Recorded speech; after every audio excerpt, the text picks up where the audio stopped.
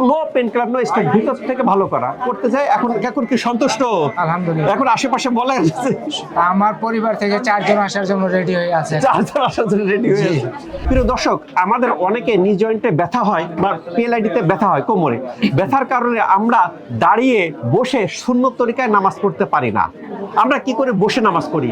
কে চেয়ারে বসে, কে টুলে বসে, কে বিছানায় বসে, আবার কে লজ্জায় মসজিদে যায় না। কেন কি আমি ইয়াং বয়স, আমি যদি বসে নামাজ পড়ি সমাজ কিভাবে দেখবে?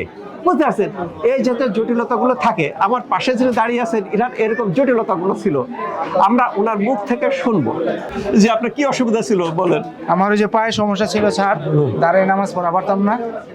ঠিক আছে, দাঁড়িয়ে নামাজ পড়তে পারতেন না, হাঁটু বাস করা যেত না।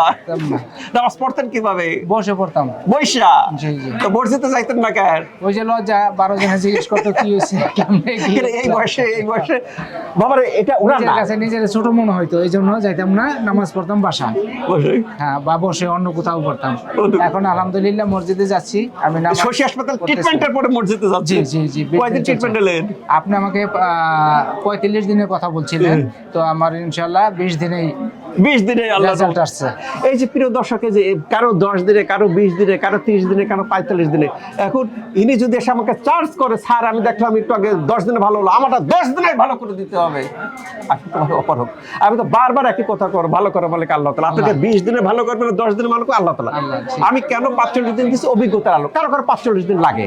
তাহলে এই যে জটিলতা থেকে ভিতর থেকে এই 20 দিনে কোনো ব্যথার ওষুধ ইনজেকশন দেওয়া? জি না স্যার। কোনো পেন কিলার নয়, স্টেট ভিতর থেকে ভালো করা করতে চাই। এখন এখন কি সন্তুষ্ট? আলহামদুলিল্লাহ। এখন আশেপাশে বলেন আমার পরিবার থেকে 4 জন আসার জন্য রেডি হয়ে আছে। 4 জন আসার জন্য রেডি হয়ে আছে। আলহামদুলিল্লাহ। আল্লাহ তাআলা আমাদের সবাইকে ভালো রাখুক। বিশেষ করে আমরা যারা ধর্মীয় বিধিবিধান পালন করি, এরা চেয়ারে বসে নামাজ পড়ি, যেন এরকম একটা তরিকা নিয়ে, ট্রিটমেন্ট নিয়ে মুক্ত থাকি এবং সুন্নত তরিকায় দাঁড়িয়ে নামাজ পড়তে পারি, সেই প্রত্যাশা রেখে শেষ করছি। ডক্টর শহীদুল ইসলাম।